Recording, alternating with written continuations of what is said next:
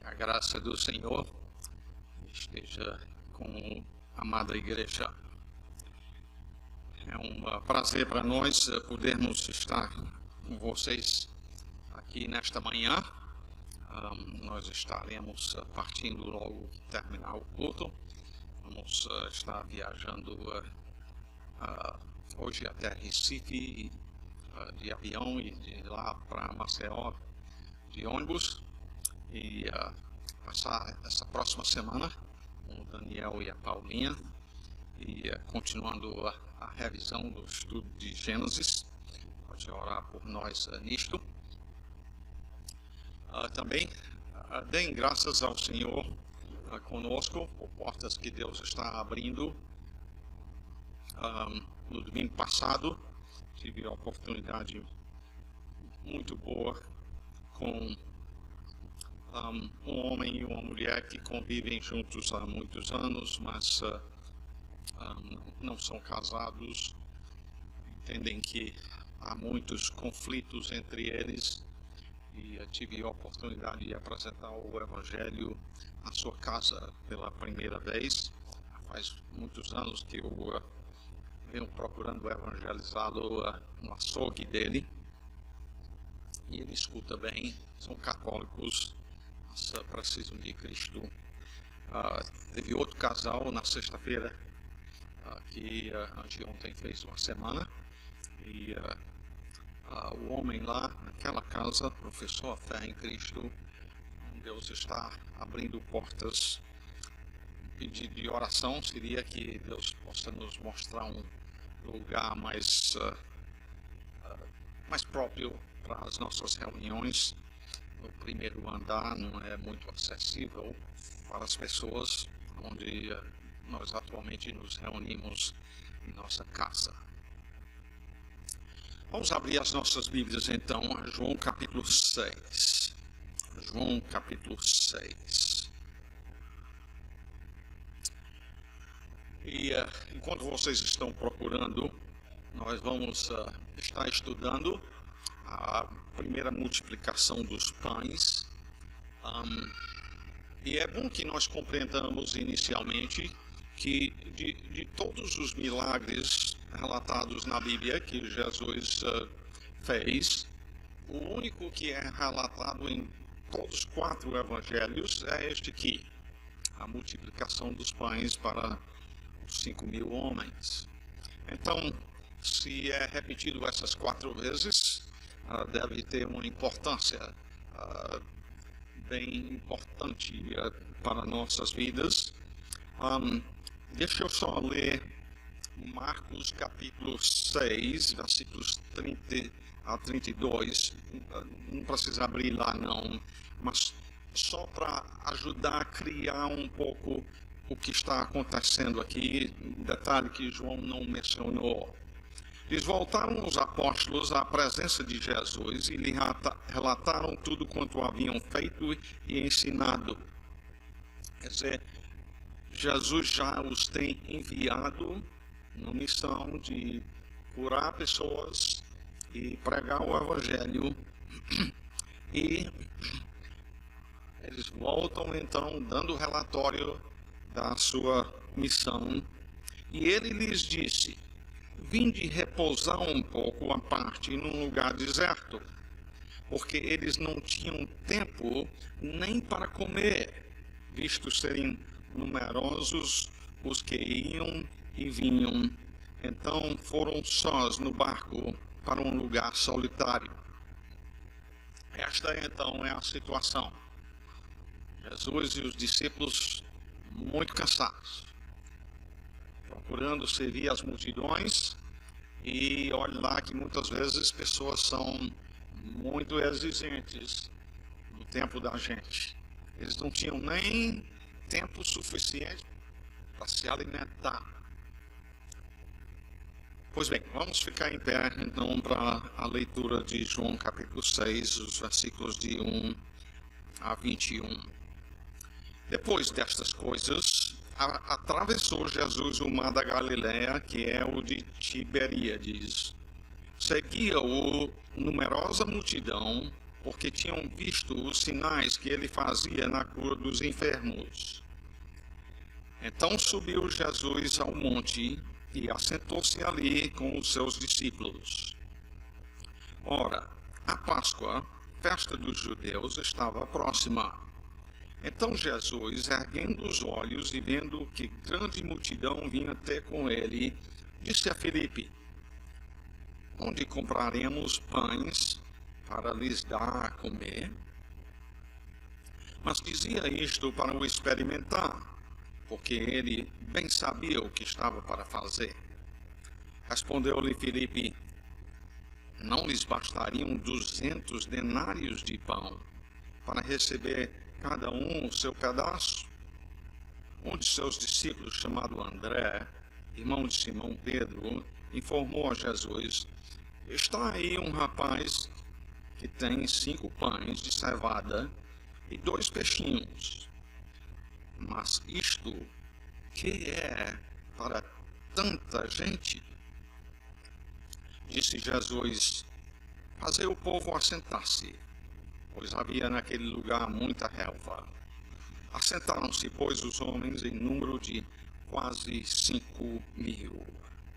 Então Jesus tomou os pães e, tendo dado graças, distribuiu-os entre eles, e também igualmente os peixes, quanto queriam. E quando já estavam fartos, disse Jesus aos seus discípulos: recolhei os pedaços que sobraram, para que nada se perca.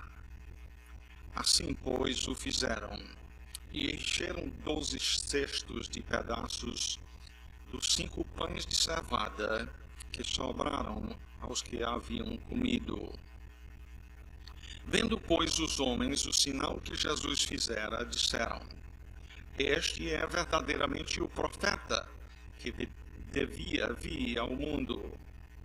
Sabendo, pois, Jesus que estavam para vir com o intuito de arrebatá-lo, para o proclamarem rei, retirou-se novamente.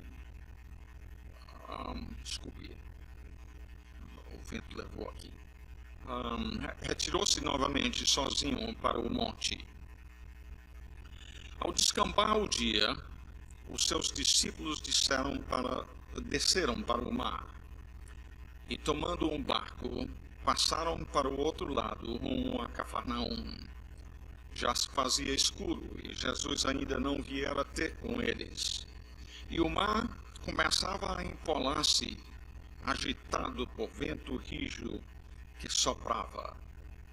Tendo navegado uns 25 a 30 estádios, eis que viram Jesus andando por sobre o mar, aproximando-se do barco, e ficaram possuídos de temor. Mas Jesus lhes disse: sou eu, não temais. Então eles de bom grado o receberam, e logo o barco chegou ao seu destino. Senhor, estamos aqui diante da tua preciosa palavra, palavra que nos foi dada, como João mesmo relata o seu propósito do livro, que ele registrou estes milagres feitos por nosso Senhor Jesus Cristo, para que nós creiamos que Jesus é o Cristo, o Filho de Deus. Os próprios milagres registrados aqui são provas disto. E, crendo isto, diz que nós temos vida eterna. Então, diga-te, Senhor, de abrir os olhos do nosso entendimento com a tua palavra aqui, para conhecer o nosso Senhor Jesus Cristo melhor. Em nome de Jesus oramos. Amém. Podeis se assentarem. João começa este texto, então, dizendo: depois destas coisas, isto é, depois de seus discípulos saírem para pregar, como ele ordenou que fizessem, e voltando então não tendo tido nem tempo para comer direito, é um tempo para descansarem.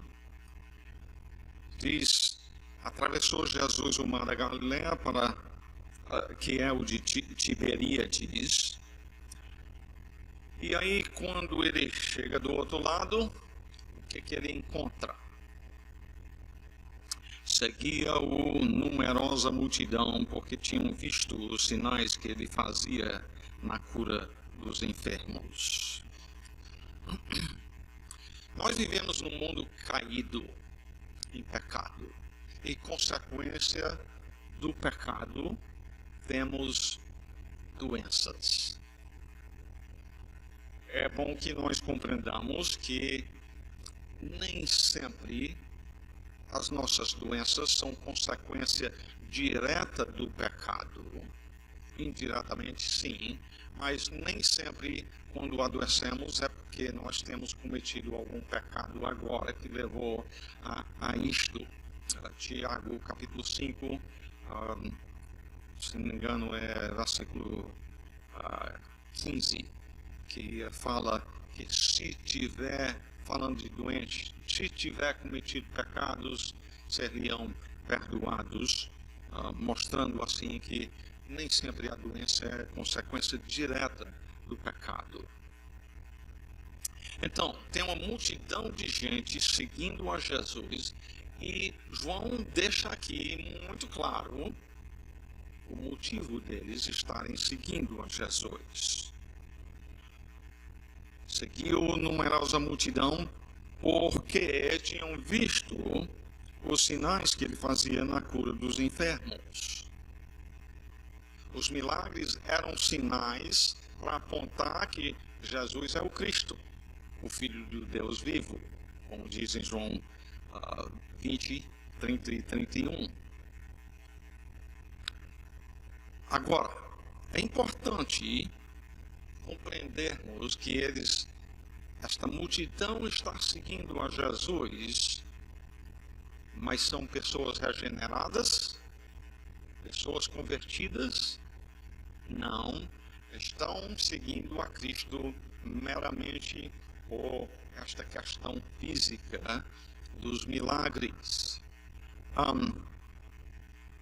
Eles não estão buscando a Jesus pelo motivo mais importante pela qual deveriam buscá-lo. Aliás, mortos espiritualmente nos seus delitos e pecados, não são nem sensíveis quanto a o que é a sua maior necessidade.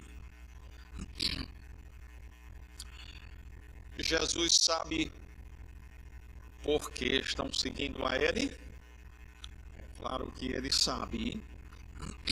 Então, eu pergunto, ele deveria não fazer os milagres de cura como fez? Ele está traindo uma multidão que estão vindo pelo motivo errado, sim, mas ele está errado em atraí-los assim.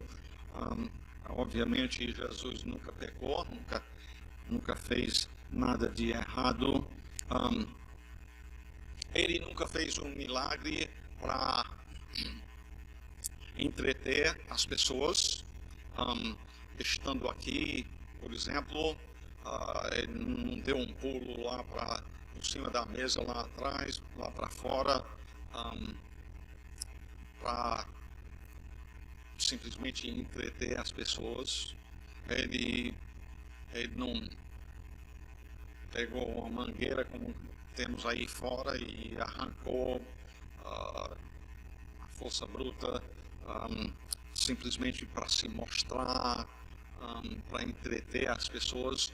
Os milagres demonstravam, o poder de Deus, mas tinham também a característica, pelo menos geralmente, de mostrar também a misericórdia dele diante das necessidades humanas, como nós vamos ver aqui no caso da multiplicação dos pães. Jesus chega lá, então, e Marcos 6, 33 e 34 relatam o seguinte: muitos, porém, os viram partir e, reconhecendo-os, correram para lá a pé de todas as cidades e chegaram antes deles. Ao desembarcar, viu Jesus uma grande multidão indo lá para descansar, né? E quando ele chega lá, tem essa multidão de pessoas. E não sei quanto a vocês, da minha parte, depois de almoçar, eu gosto de deitar uns 20, 30 minutos, descansar um pouco. E eu confesso que não gosto de ser interrompido na minha ida lá para deitar um pouquinho. Gosto de poder ficar tranquilo, descansar um pouquinho. E aí, Jesus chega e não é só uma pessoa para interromper, não, é uma multidão de gente. E como é que ele reage? Marcos nos diz: e compadeceu-se deles, porque eram como ovelhas que não têm pastor. E, como o bom pastor que ele é, passou a ensinar-lhes muitas coisas. Diferente de mim, ele não ficou incomodado com isto, ele estava lá pronto a servi-los e, como bom pastor que é, passou a ensinar-lhes. Agora, uma coisa interessante que nos diz até um pouco quanto ao propósito ou o destino a quem João escreve, está no versículo 4, ele diz: ora, Páscoa, festa dos judeus, estava próxima. A parte aí, festa dos judeus, pense um pouquinho sobre o que isto nos diz quanto a quem João está escrevendo. Por exemplo, você falando para outro brasileiro, você vai dizer que Carnaval é uma festa dos brasileiros? Obviamente não. O brasileiro já sabe isso. Então, a explicação festa dos judeus está comunicando o fato que João não está escrevendo para os judeus. Ele está escrevendo para os gentios. Até pequenos detalhes assim são importantes em termos de compreender a quem ele está se dirigindo. Versículo 5, então, continua dizendo: então Jesus, erguendo os olhos e vendo que grande multidão vinha ter com ele, e isto depois de ter ensinado eles por um bom tempo, como nós vimos em Marcos, disse a Filipe: onde compraremos pães para lhes dar a comer? Note, a pergunta é: onde vamos comprar pão? Normalmente, se a gente quer providenciar uma refeição para pessoas em casa, a gente pensa em comprar, não é?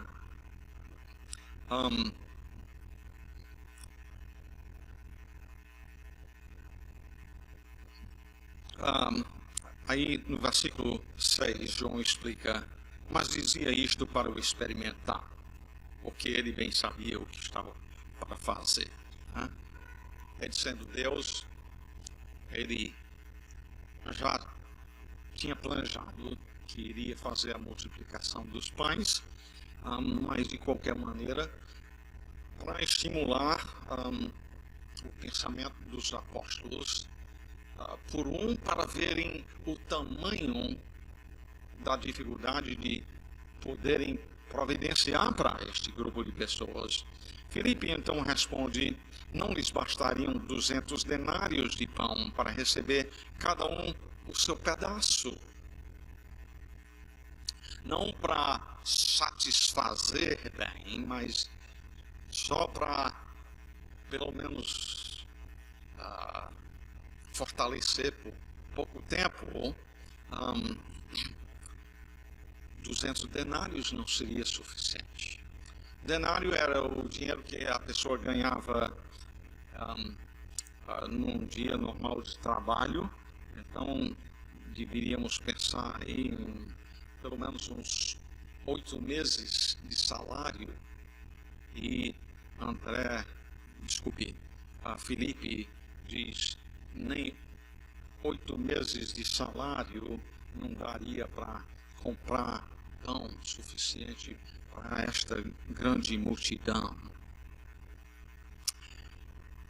Versículos 8 e 9 dizem: um de seus discípulos, chamado André, irmão de Simão Pedro, informou a Jesus: está aí um rapaz que tem 5 pães de cevada e 2 peixinhos, mas isto que é para tanta gente?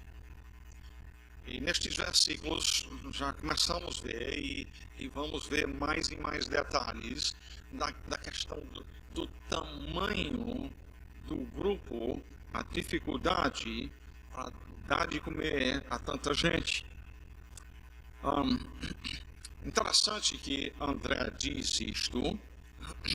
Ele deixa claro que é muito pouca coisa para tão grande multidão. Não sei se ele menciona esse pouquinho no pensamento de Jesus multiplicar, ainda enfatizando que é pouca coisa. Os 2 peixes é dito que são peixinhos, não é questão de escassão grande. Nem assim não iria dar para tanta gente, mas são 2 peixinhos.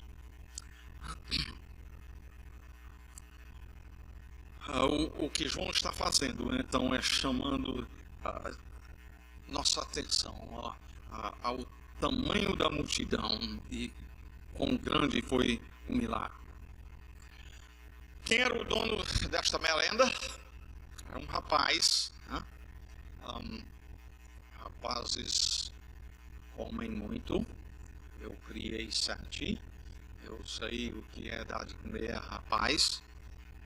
Minha esposa trabalhou muito preparando refeição para 7 rapazes. Mas este rapaz, então, entrega a sua merenda para Jesus e entrega a merenda toda, né? Não diz eu vou aqui me abastecer primeiro e aí eu dou o resto para Jesus. Ele confiou toda a sua merenda a Jesus. Mas nos pensar, será que nós, quanto ao que recebemos do Senhor, será que nós colocamos aquilo à disposição dele? Será que nós tememos que dando 10% ou 15% daquilo que ele nos dá, será que nós então achamos que o restante não vai ser suficiente para as nossas necessidades? Ele sabe que nós precisamos comer, ele sabe que nós precisamos nos vestir, ele sabe que nós precisamos de casa. Confiamos mesmo nele. Este rapaz confiou a merenda toda ao Senhor. E aliás, ele acaba morrendo de fome. Obviamente, nós vamos ver a resposta já. Jesus disse aos discípulos, então: fazei o povo assentar-se, pois havia naquele lugar muita relva. Assentaram-se, pois, os homens em número de quase 5.000. Marcos 6:40, como eu já mencionei, os 4 evangelhos tratam deste evento. Então, ajuda-nos a compreender um pouco mais da história se olhamos estes outros detalhes. em Marcos 6:40 nos informa que Jesus mandou que sentassem em grupos de 50 e 100, e assim seria mais fácil poderem fazer a contagem de quantas pessoas estavam presentes lá. Também para nos ajudar a compreender o tamanho do milagre, uma regra que vocês que foram discipulados por mim, com certeza aprenderam, é que uma palavra, o seu sentido deve ser compreendido em termos do seu contexto. A palavra homem, neste caso, não é uma questão tanto de contexto, mas de conhecer a língua original, a língua grega. A palavra traduzida homem aqui, a gente sabe que muitas vezes a palavra homem na Bíblia é uma questão da humanidade. Mas neste caso especificamente aqui, a palavra grega traduzida homem refere não à raça humana, mas especificamente o sexo masculino. Que quer dizer então que quando diz aqui, assentaram pois os homens em número de quase 5.000, estamos falando somente os do sexo masculino. E, claro, não tinha só homens lá, tinha mulheres também, e certamente tinha crianças também. Então, facilmente nós podemos ver que passa de ser uma questão de uns 5.000 pessoas para talvez 20.000 pessoas, talvez 25.000 pessoas. Então, tudo isso aumentando o tamanho do milagre que Jesus fez. Essas pessoas tinham caminhado muito para chegar lá. Então, não estamos falando em pessoas que trabalhavam pouco. Nós estamos falando em homens da roça, por exemplo. Homens trabalhando braçalmente, com muita fome. E isso para compreender também o tamanho do milagre. Versículo 11 diz: Então Jesus tomou os pães e, tendo dado graças, distribuiu-os entre eles, e também igualmente os peixes, quanto queriam. Nós vemos aqui, então, Jesus dando graças. Nós devemos aprender disto dele, se alguém não aprendeu ainda, que nós, antes de uma refeição, como nós fizemos aqui hoje de manhã, nós pausamos para reconhecer o Senhor como sendo aquele que nos dá o nosso alimento. É muito importante isso. Deus se ira contra o ser humano por sua ingratidão. Em Romanos capítulo 1 e versículo 18 diz: a ira de Deus se revela dos céus. Nota bem, o Deus da Bíblia é um Deus que se ira. É? Sim. A ira de Deus se revela do céu contra toda a impiedade e perversão dos homens que detêm a verdade pela injustiça. Pulando para o final do versículo 20, continua dizendo: tais homens são por isso indesculpáveis, porquanto, tendo conhecimento de Deus, não o glorificaram como Deus, quer dizer, não consideraram ele distinto e acima de qualquer criatura, nem lhe deram graças. E a ira de Deus então vem sobre o ser humano por causa de quê? Por causa de ingratidão. É sério. A ingratidão. Ao receber o nosso alimento, nós devemos ser gratos. O apóstolo Paulo, em 1 Timóteo capítulo 4, falando de doutrinas demoníacas até, ele diz no versículo 3, 1 Timóteo capítulo 4, versículo 3, que proíbem o casamento. Isso é doutrina demoníaca. O casamento é um dom de Deus para o bem do seu povo. Deve ser recebido como coisa honrosa. Exigem abstinência de alimentos. Doutrina de demônio.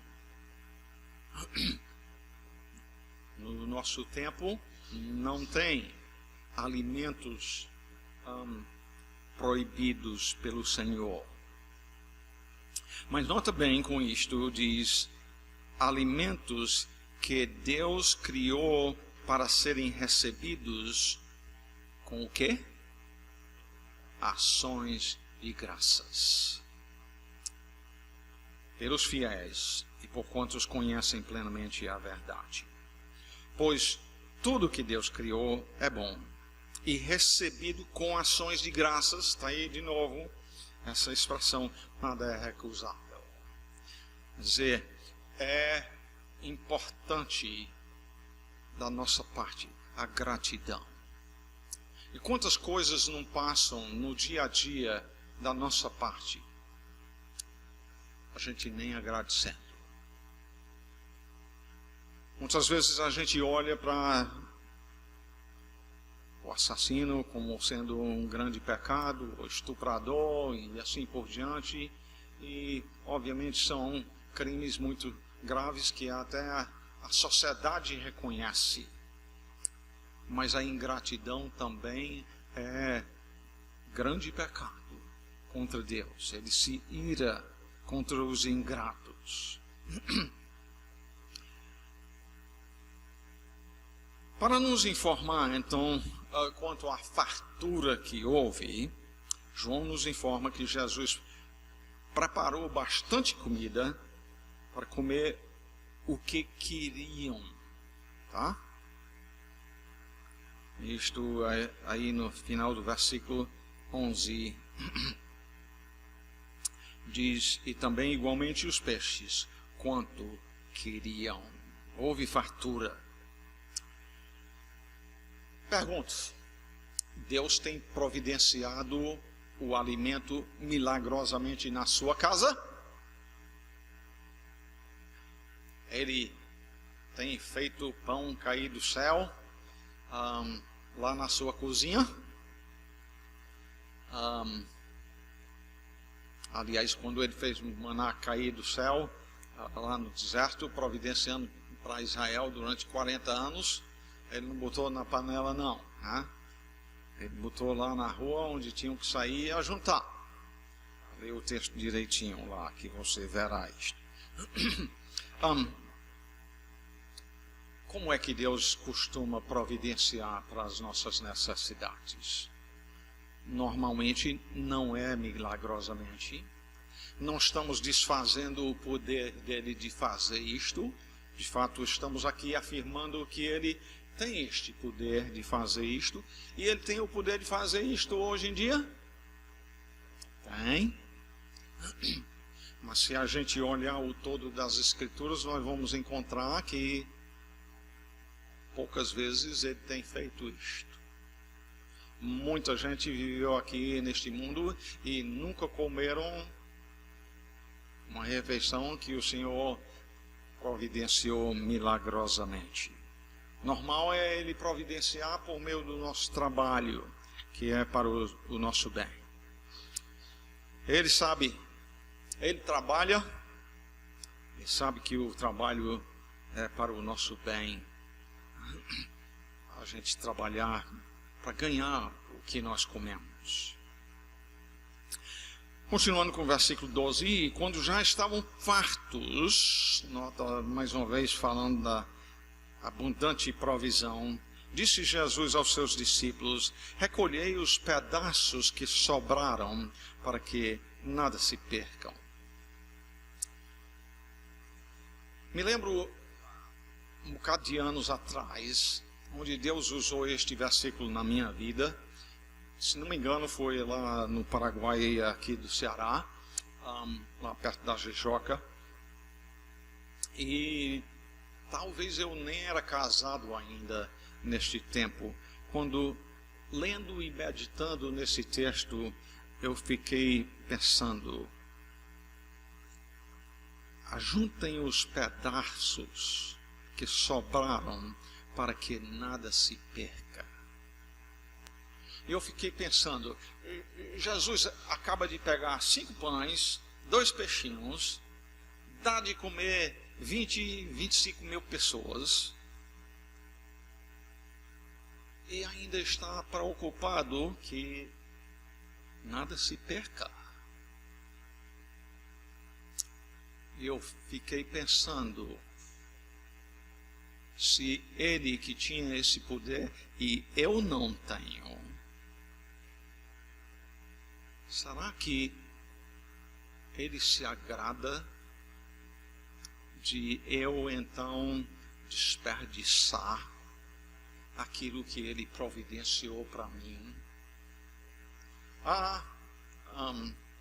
Me parece que às vezes pessoas que cresceram em muita pobreza, e aí depois Deus passou a providenciar mais abundantemente, passam a muitas vezes ter essa ideia de que tem que ter muita coisa de sobra e assim por diante na mesa, e joga fora o que sobrou. Será que isso agrada a Deus mesmo? Quando Jesus disse: ajuntem os pedaços que sobraram para que nada se perca.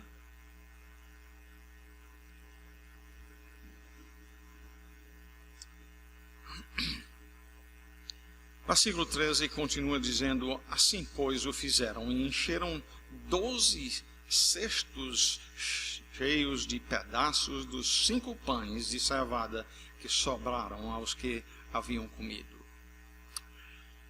São várias palavras nesse texto que nos comunicam a abundância do que foi providenciado. Mais do que o suficiente. Nós vemos no versículo 11 quanto queriam. Versículos 12 e 13, todos dois falam do que sobrou. Eu não sei o que foi feito com esses 12 cestos cheios, mas eu imagino que é bem possível que Jesus tenha dito: dê um desses cestos para o rapaz que deu a sua merenda. Não sei, a Bíblia não diz esse detalhe, mas é bem possível que Jesus tenha feito isto.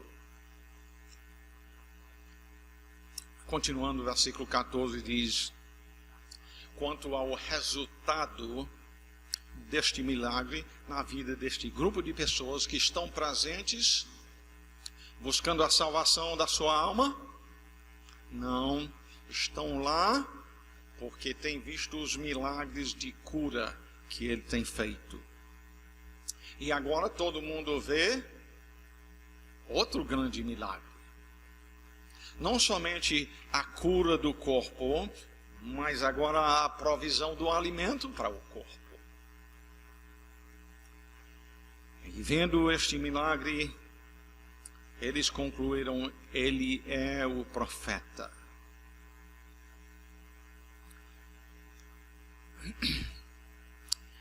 O que é que este grupo então pensava quanto à questão do profeta? Creio que estavam pensando em Deuteronômio capítulo 18 e versículo 15, onde Moisés diz: o Senhor teu Deus te suscitará um profeta no meio de ti, de teus irmãos, semelhante a mim, a ele ouvirás. E se estavam pensando, Jesus é este profeta que foi anunciado por meio de Moisés, estavam certos. Jesus era este profeta. E a conclusão deles diante disto é o quê? Versículo 15. Interessante aqui. Versículo 15 diz: sabendo, pois, Jesus que estavam para vir com o intuito de arrebatá-lo para o proclamarem rei. Decidiram: nós precisamos deste homem como nosso rei. Jesus nos ensinou a orar em Mateus 6:10. Venha a nós o teu reino.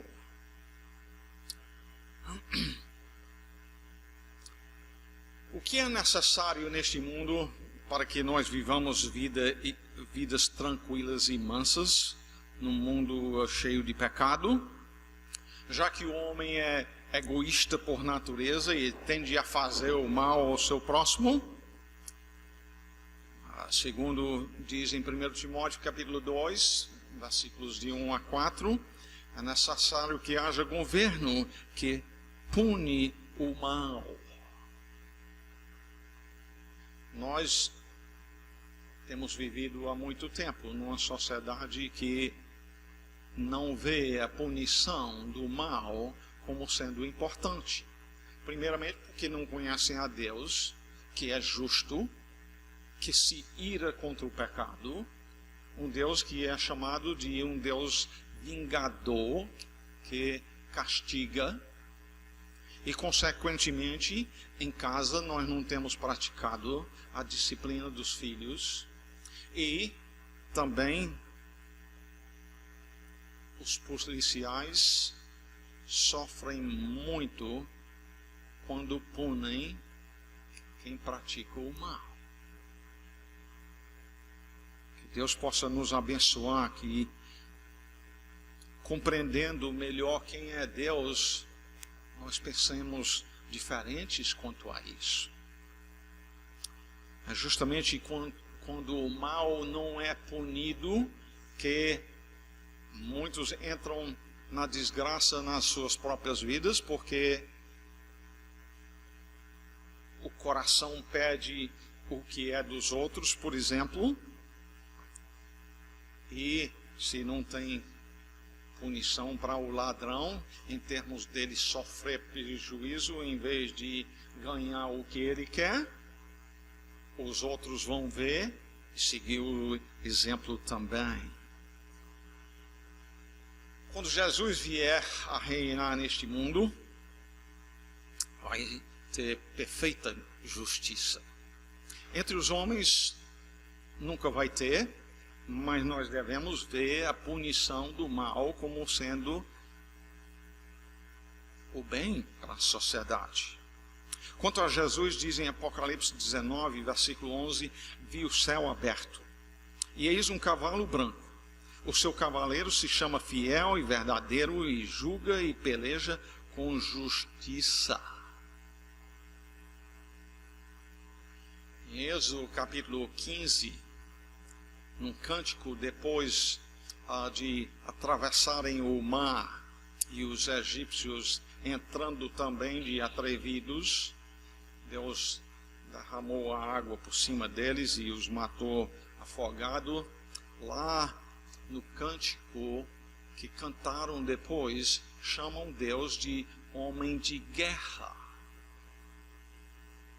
O Deus da Bíblia é chamado homem de guerra. Guerra contra o mal, guerra contra o pecado. E nós não costumamos pensar ou falar de Deus como sendo este homem de guerra. Mas não é só no Velho Testamento isto, não. Jesus vindo pelejar com justiça, ele é homem de guerra também. E ninguém vai poder dizer para ele: você foi injusto. Agora, ele só vai punir o ladrão? Não. Vai punir o rapaz e a moça que praticaram sexo fora do casamento, os homossexuais, os ingratos, os rebeldes contra os pais, ao que retém o que devia dar ao Senhor, nas suas ofertas.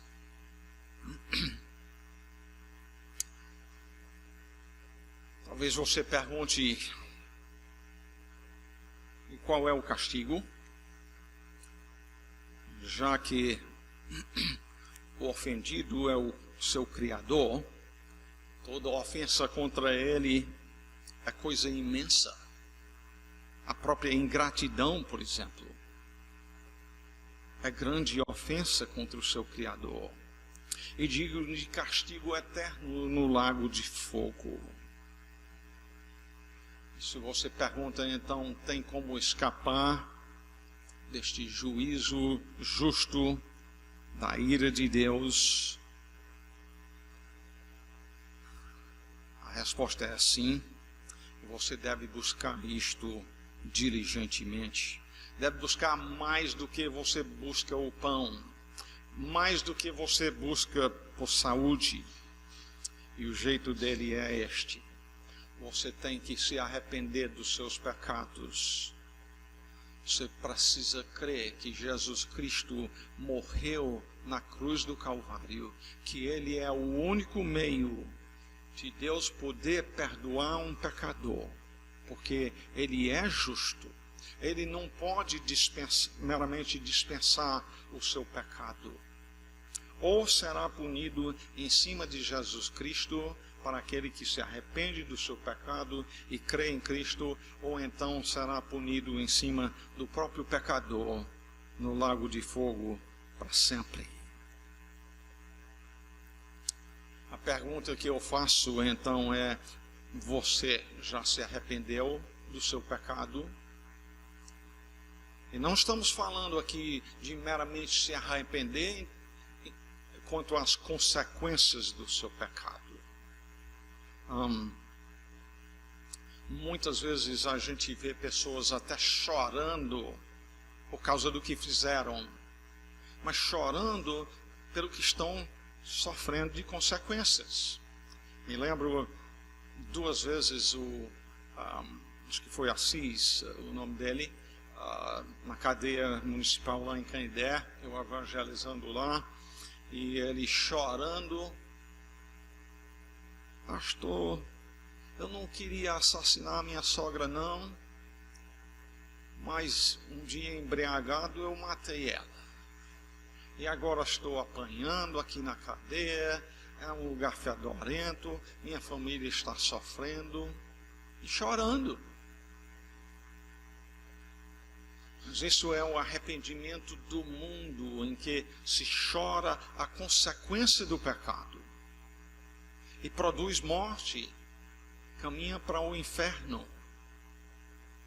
Ao passo que o arrependimento genuíno seria: Deus, tu disseste, não vos embriagueis. Eu me embriaguei, quebrei a tua lei. A tua lei diz: não matarás. Eu quebrei a tua lei, matei. Tenha misericórdia de mim, um pecador.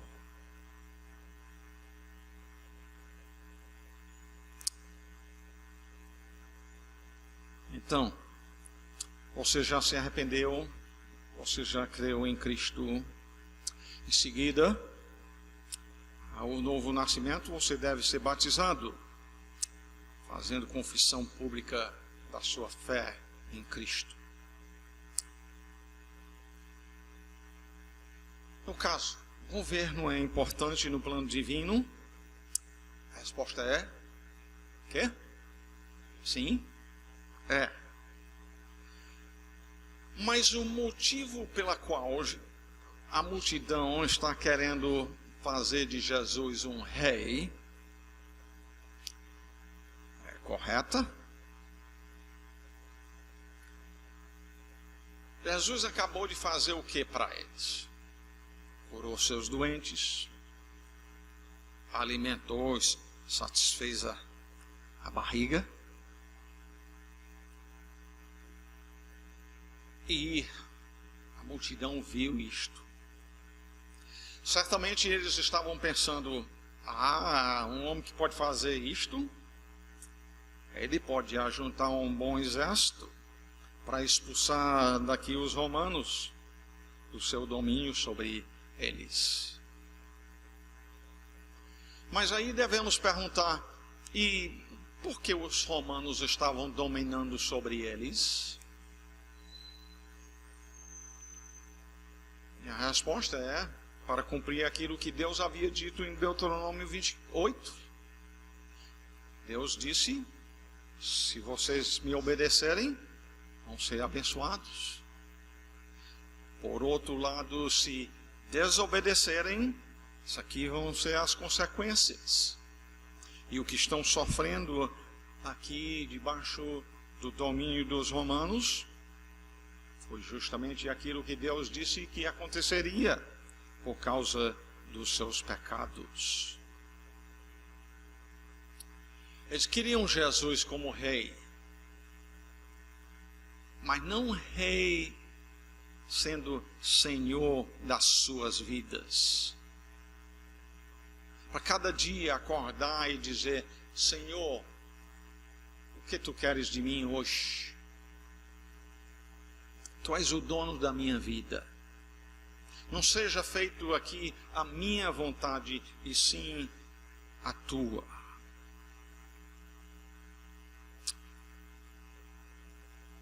Os homens então estão querendo fazer de Jesus o seu rei. E aí no final do 15 diz: sabendo, pois, Jesus estavam para vir com o intuito de arrebentá-lo para o proclamarem rei, ele ficou animado: vamos em frente com esse projeto de me fazerem rei? Não, diz, retirou-se novamente, sozinho para o monte. E honestamente, a Bíblia não diz aqui que isso foi um milagre, mas me parece que foi, para poder escapar desse povo.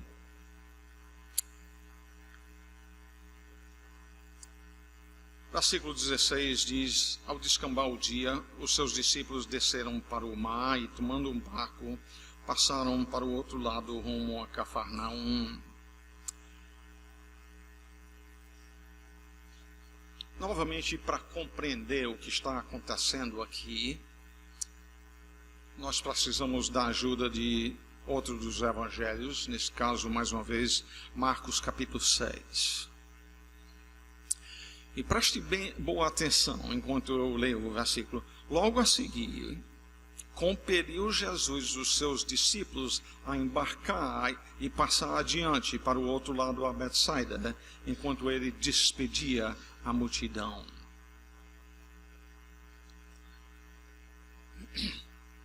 Deixa eu te fazer uma pergunta. Jesus decepciona pessoas? Pense bem. Jesus decepciona pessoas? Ele decepcionou alguém aqui?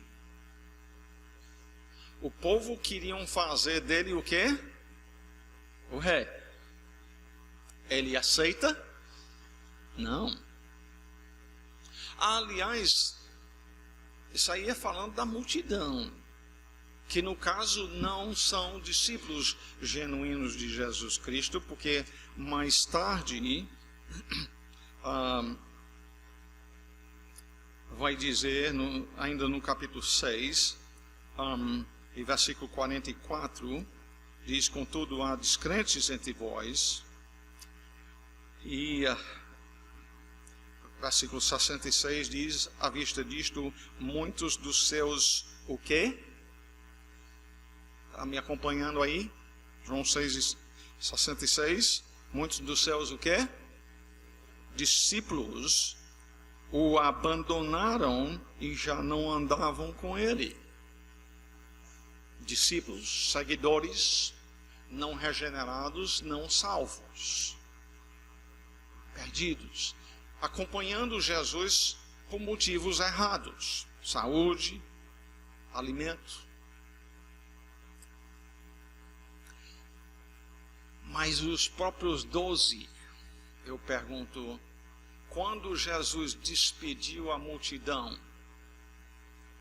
Eles acharam bom isto. Eu te garanto que eles queriam ver Jesus proclamado rei ali nessa hora também. Não resta dúvida que Jesus os decepcionou nessa hora. O problema estava em Jesus? Não. Pessoas se decepcionam hoje em dia com Jesus também? Sim, mas o problema está neles, em esperar de Jesus aquilo que ele nunca prometeu. Mas além disto, você notou a palavra aí em Marcos 6:45, logo a seguir, compeliu Jesus os discípulos a embarcar?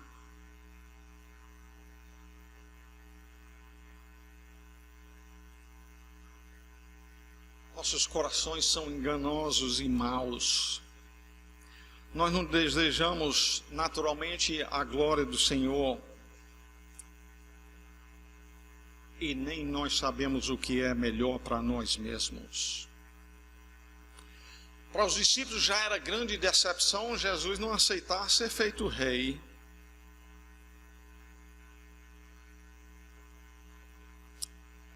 Mas agora ele os obriga a entrar no mar.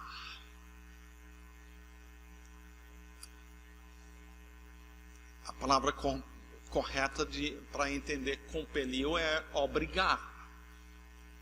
Eles não queriam ir. É bom lembrar que a maioria destes homens eram pescadores. Estavam acostumados com o mar da Galileia. Lá aconteciam tempestades. Nós vemos relato de algumas tempestades lá no mar da Galileia na Bíblia. E é bem possível que, olhando os céus, que tenham dito um para com o outro, se dependesse de mim, eu não ia para o meio do mar nessa hora, não.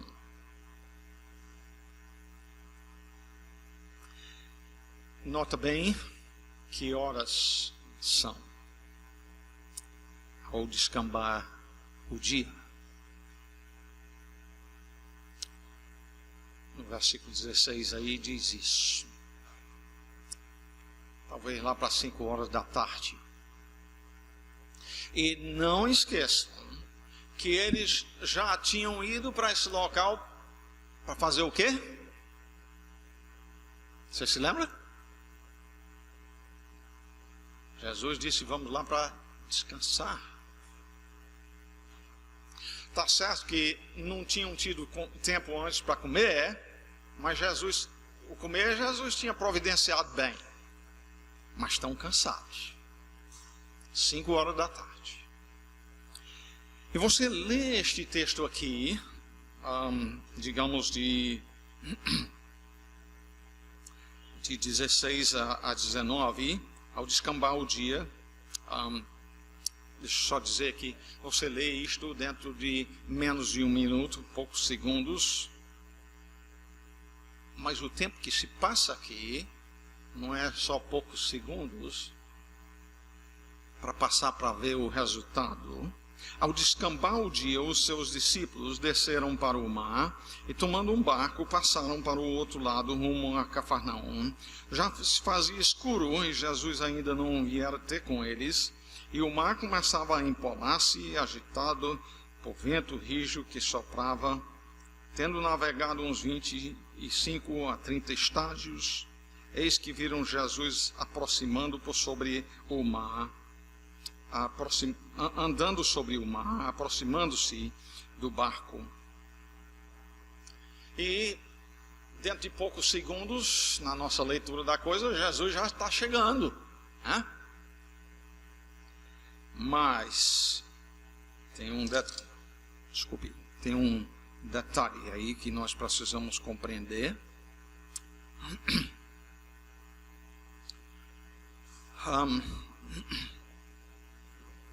Diz aí no versículo 18 que o vento era contrário, as ondas são grandes.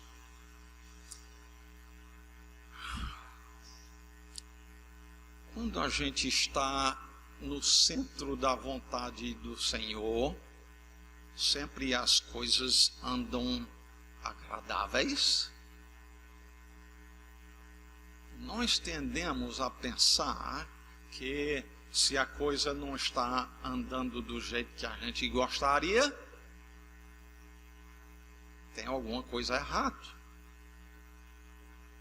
Mas nós precisamos compreender que o Criador estava em controle de todas as coisas e podemos dizer que Ele até planejou esta tempestade e estava em controle da mesma.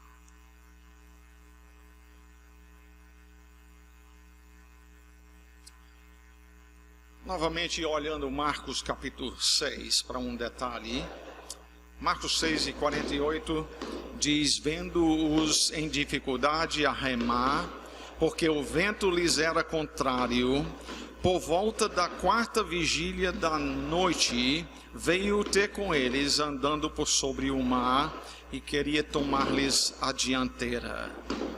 Em outras palavras, Jesus está vendo a dificuldade em que os seus discípulos estavam. Ele vê isto, ele está vendo.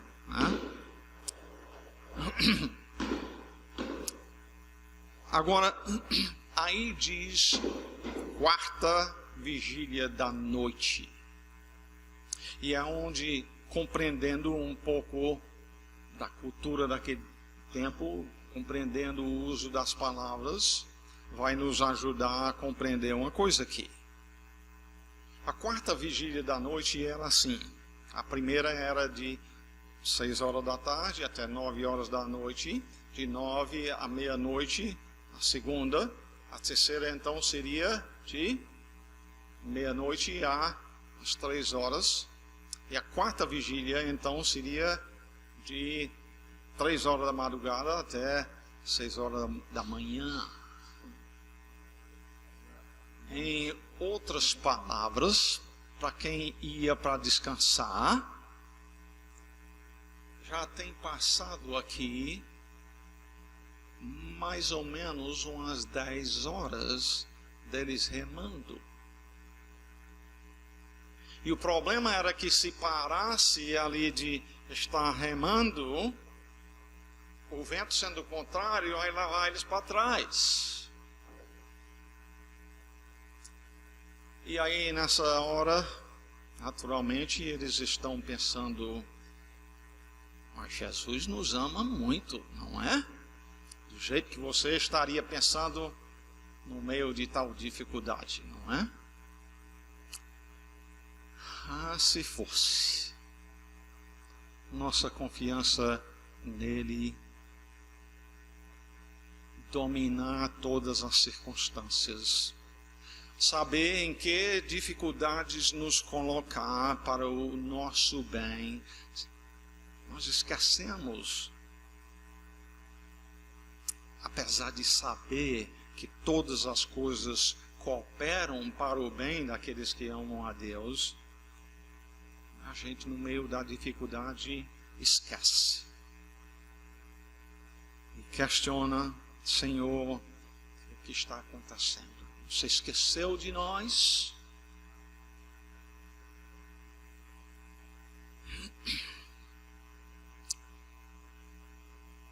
Lembre-se também de uma coisa. Jesus tinha subido lá para o monte, foi para dormir. A Bíblia diz que ele foi lá, em Mateus capítulo 14, 23, diz: e despedidas as multidões, subiu ao monte, a fim de orar sozinho. E caindo a tarde, lá estava ele só. MacArthur aqui diz: o Filho de Deus que fez o mundo está em controle das forças da natureza. Neste momento, ele suspendeu a lei da gravidade. Não foi um ato frívolo da parte de Deus, de Jesus, caminhar sobre a água, pois se constituiu numa dramática lição concreta para os discípulos sobre a verdadeira identidade de Jesus como Senhor soberano de toda a sua criação. Se ele acaba de multiplicar os pães e os peixes para dar de comer a 20, 25 mil pessoas, agora ele também consegue andar por cima da água. Vem para socorrer os seus quando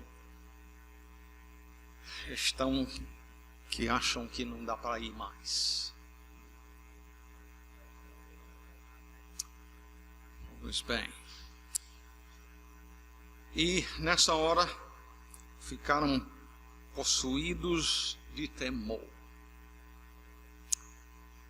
Mas temor de quem os vinha socorrer. Temor dele. Ele logo responde: não temais, no versículo 20. E diz então: eles de bom grado o receberam, e logo o barco chegou ao seu destino. O resultado de mais este milagre está relatado em Mateus capítulo 14, versículo 33. E os que estavam no barco o adoraram, dizendo: verdadeiramente és filho de Deus. O resultado foi a adoração. Outro resultado nós encontramos em Marcos capítulo 6, versículo 51. E subiu para o barco para estar com eles, e o vento cessou. E ficaram entre si atônitos, porque não haviam compreendido o milagre dos pães. Antes o seu coração estava endurecido. Isto é dito dos apóstolos. Depois de... não me lembro exatamente aqui, mas eu creio que nós estamos a essa altura de 1 ano e meio, 2 anos, que andam com Jesus. E não tinham compreendido a importância daquele imenso milagre de 5 pães e 2 peixes alimentar a multidão. Antes o seu coração estava endurecido. Irmãos, quanto nós não dependemos do Senhor para quebrantar os nossos corações duros. Em conclusão, Jesus multiplicou os pães e os peixes aqui para mostrar quem Ele é. O mesmo Ele fez através do milagre de andar sobre a água e calmar a tempestade, e nesse caso especificamente para os seus apóstolos. Mas estes milagres também mostram a sua compaixão para as necessidades humanas. Jesus mostrou estes milagres também para mostrar algo sobre os seus ouvintes, mostrar algo sobre a verdadeira necessidade deles. Eles, mortos nos seus delitos e pecados, pensavam que o que precisavam era saúde e o que comer. E no próximo dia, quando eles vêm em busca de nova refeição, Jesus disse no versículo 27, trabalhai, não pela comida que perece, mas pela que subsiste para a vida eterna, a qual o Filho do Homem vos dará, porque Deus o Pai o confirmou com o seu selo. Ele diz: vocês, essa multidão de pessoas, vocês estão me seguindo pelo motivo errado. Ele deu, ele curou os seus doentes? Sim. Ele deu de comer a eles? Sim. Mas usou isto a fim de poder ter a oportunidade de falar com eles que eles tinham uma necessidade muito maior, a comida que subsiste para a vida eterna. E esta eles não estavam buscando. É interessante que ele diz: trabalhai por esta que subsiste para a vida eterna. Mas ele diz que Deus, o Pai, a qual o Filho do Homem vos dará. Trabalha, mas o Filho dá. Não é conflito, não é contraditório.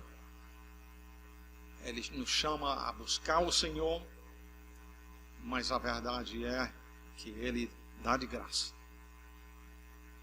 para aquele que arrepende do seu pecado e crê em Cristo. Você já se arrependeu? Já creu? Cristo já te fez uma nova criatura. Seja grato a Ele. É a obra do Senhor. E se não, que hoje mesmo ainda seja o dia que Ele faça esse milagre em sua vida.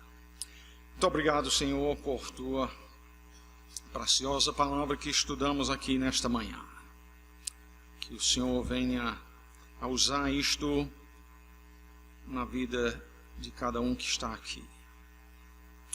Seja criança, seja adulto, se ainda não se arrependeu do seu pecado, que hoje mesmo possa fazer isto. E crer em Cristo. E nele ter a vida eterna. Como também que o Senhor possa, com este texto da Tua palavra, nos levar a compreender melhor quem Tu és, a fim de que nós possamos comer da comida que subsiste para a vida eterna, crescer no conhecimento e amor da Tua pessoa. Assim nós suplicamos, no nome de nosso Senhor Jesus Cristo. Amém.